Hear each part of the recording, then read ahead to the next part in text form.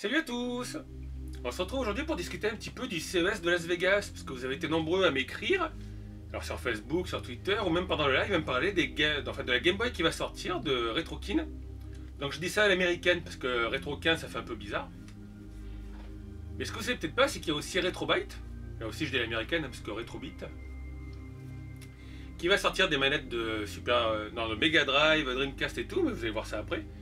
Va sortir aussi un modèle de Game Boy, enfin une compatible Game Boy. Donc avant de parler de ça, je voulais aussi vous remercier pour vos conseils pour la Wii. Donc j'ai hacké ma petite Wii. Le seul problème que j'ai eu en fait, c'est que le logiciel pimpe ma Wii. À un moment donné, il faut installer les One, je crois. Et ça ne connaissait pas la Motion Plus. Donc j'ai dû farfouiller, j'ai retrouvé ma Wiimote d'origine, qui elles sont prises en compte. Après j'ai installé ça et...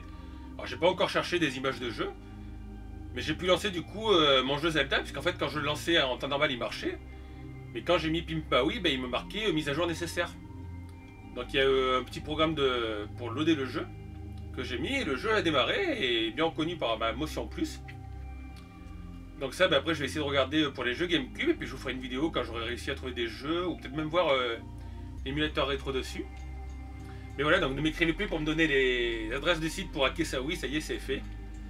Enfin, vous étiez tous à peu près le même site, c'était Wii-hack-info, je crois. Et dans la vidéo de ma Wii, j'ai oublié de faire un petit coucou à mon neveu Maxime. Donc, du coup, je te fais un petit coucou maintenant, Maxime. Donc, en fait, j'ai oublié de te dire, prends soin de ta console, elle ne fait pas comme tonton, tu as vu sa Wii, elle est défoncée. Alors, bon, mon neveu a de la chance, puisque lui, il a une Switch. C'est dommage, il n'habite pas à côté, sinon je lui aurais emprunté pour faire des vidéos. Mais il est à 100 ou 150 km, je crois. Donc, voilà, petit coucou Maxime. Prends soin de ta console, mais je pense que tu en prendras soin de toute façon. Je pense pas que ton père te laisserait abîmer les consoles comme moi ou les laisser traîner. J'en profite aussi de faire un petit coucou parce qu'avant de faire cette vidéo, j'étais allé faire 2-3 courses. Parce que oui, comme tout le monde, je mange. Et en descendant du bus, alors je vous le dis, trop du tramway, je suis tombé sur un monsieur qui me dit salut, c'est pas toi qui fais des vidéos? Je dis bah si. Alors ça m'a surpris parce que c'est la première fois qu'à Avignon, je rencontre quelqu'un qui me connaît, à part voilà mes amis, comme vous avez déjà vu voir sur le chat, Angel, je dis souvent que c'est mon fils. Mais ouais, c'était surprenant, je suis tombé sur quelqu'un qui voit mes vidéos et qui aime bien ma chaîne. Heureusement voilà que j'ai pas trop de casseroles aux fesses comme certains youtubeurs qui des fois ont peur de rencontrer du monde. Donc maintenant on va revenir au sujet de la vidéo d'aujourd'hui. Donc on va parler, alors les manettes on en parlera après, je vous ai déjà parlé. Et ouais, ça a été nombreux de parler de la Game Boy, donc il y a une Game Boy qui sort, qui va sortir peut-être, éditée par RetroKin. Donc je mets quelques photos. Le truc c'est que cette Game Boy sera en aluminium. La batterie durera 6 heures, rechargeable par USB-C. Elle ne prendra que les cartouches d'origine. Et elle est quand même annoncée à un tarif de 100 $. 100 $ et la batterie devrait tenir 4 à 6 heures. Donc c'est joli, ça fait rétro. Alors elle est rétro-éclairée. Mais ça fait quand même cher pour ce que c'est. Après, comme je le dis pendant le live, il faut attendre de voir si Nintendo ne va pas dire quelque chose non plus. Mais ce que vous savez peut-être pas, c'est qu'il y a une autre console qui va sortir. C'est nos amis de Retrobyte qui vont faire la Go Retro. La Go Retro, c'est une petite console portable type Game Boy qui contiendra des jeux, alors des jeux avec la licence. Donc il y aura des jeux 8 bits de Tata East, de Capcom, de Jaleco, je crois même qu'il y a un Megaman dedans. Donc là aussi je vous mets les photos et puis je vous mettrai peut-être la liste des jeux ou les liens de toute façon dans la description, vous verrez. Donc là c'est des jeux sous licence. Et elle, j'espère qu'après on pourra peut-être y mettre des cartes SD avec des ROM.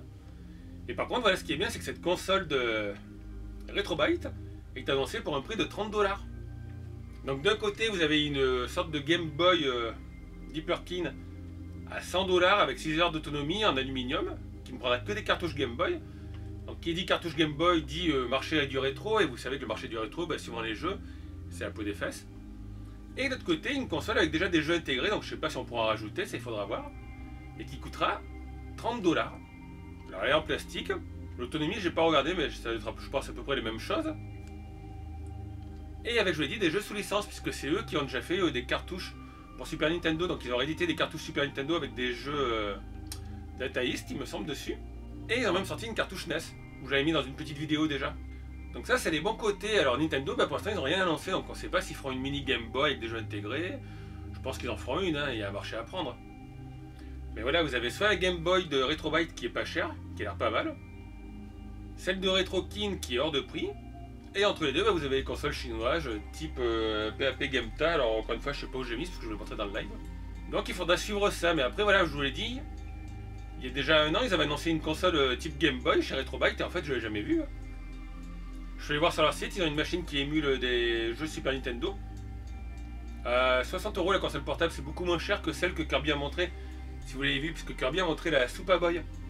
C'est une console portable où on met les cartouches de Super Nintendo, ce qui n'est pas très pratique. Sauf que bien sûr, Kirby l'a acheté 69 €. Et il a dit dans la description, elle l'a acheté en mettant le lien d'Amazon où elle est vendue 119 €. Donc c'est pas la même chose, c'est 119 € pour jouer à des jeux Super Nintendo en version portable. Il faut mieux acheter une petite console portable. Voilà, il faut mieux acheter une PAP Gemta, hein, même si, oh scandale, c'est pas une console officielle. Mais ça émule la Super Nintendo et ça coûte 30 €. Même mieux, ça émule la Super Nintendo, la Mega Drive, la Neo Geo. Je sais plus, il y avait aussi la NES forcément. Et la Game Boy Advance.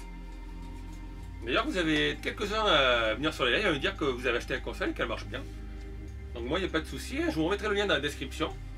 Ils en vendent maintenant sur Amazon aussi. Alors c'est 5 ou 10 € de plus, mais l'avantage c'est qu'il y a une garantie. Si elle ne marche pas, vous pouvez la renvoyer à Amazon. Et si dans 6 mois elle grille, vous pouvez toujours vous plaindre à Amazon. Et voilà, vous avez la garantie nationale.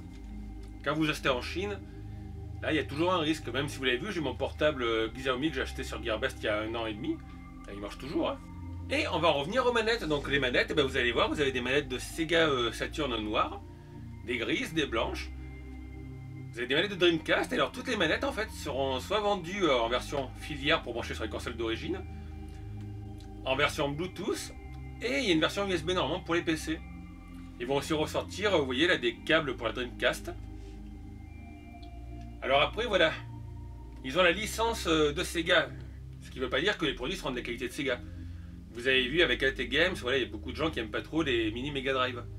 Alors la dernière encore ça va, elle est de meilleure qualité, mais voilà, les consoles d'avant étaient faites sous licence Sega, mais c'était pas terrible, il faut le reconnaître. Donc là il faut attendre un petit peu de voir, puis voir aussi les tarifs. Mais voilà, Retrobyte a donc bien la licence de Sega, et ils vont nous sortir ça, donc des manettes Saturn, Dreamcast, Mega Drive, et en 3 versions. Filière, enfin non, filaire plutôt, filière c'est le nom d'un traiteur ici. En USB pour jouer sur PC, ou sûrement sur des consoles rétro qui prennent USB. Et en version Bluetooth. Donc ça a l'air vraiment pas mal. Moi j'attends de voir. J'avoue qu'une manette Dreamcast ça serait bien. Après voilà, le problème c'est les émulateurs Dreamcast, ils tournent pas terrible, même sur PC.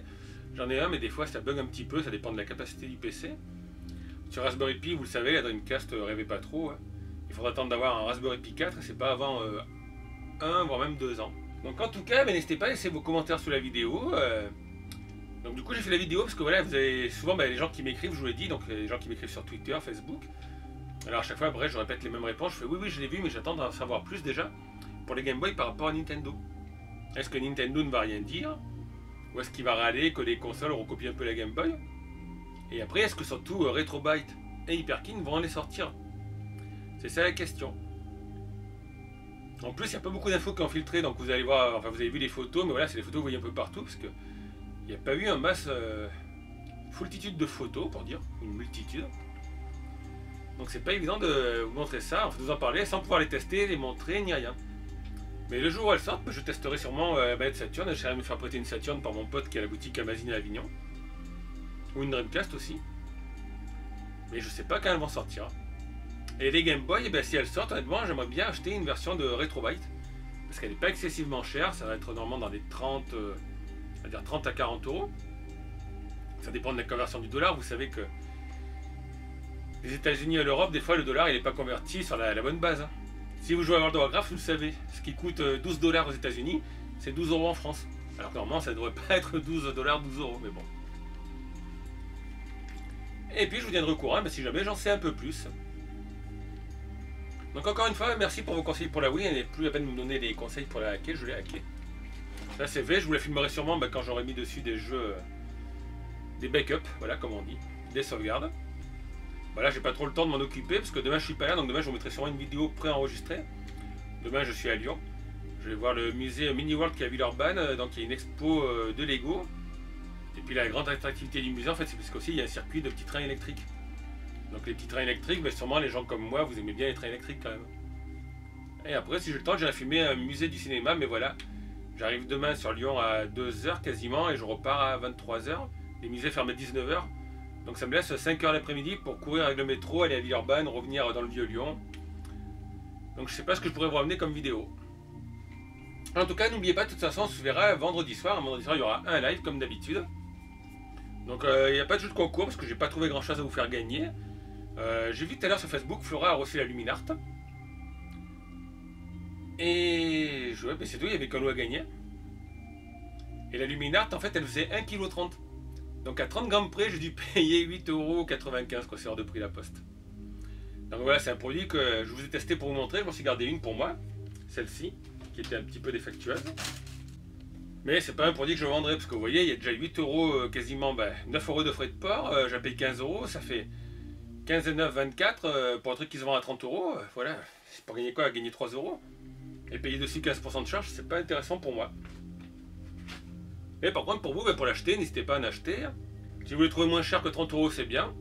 25 € c'est déjà un bon prix. La Super Nintendo est toujours pas, la Super Mario World est toujours pas sortie sur Amazon, je n'ai toujours pas vu. Donc voilà, je vous dis tout à l'heure, n'hésitez pas à laisser un petit pouce si la vidéo vous a plu, à laisser un commentaire dans la description. Abonnez-vous si vous n'êtes pas encore abonné à la chaîne. Désolé, c'est un peu à l'arrache aujourd'hui, mais voilà, je suis pris par le temps. Donc je dis plutôt que de vous mettre une vidéo déjà préparée en avance, mais c'est des vidéos de tests de Lego ou de tests de Goodies Geek. Je vais vous parler un peu de l'actualité, puisque tous les jours j'ai des emails, et vous tenir un petit peu au courant. Donc moi, comme d'habitude, je vous dis à bientôt tout le monde. Ciao à tous.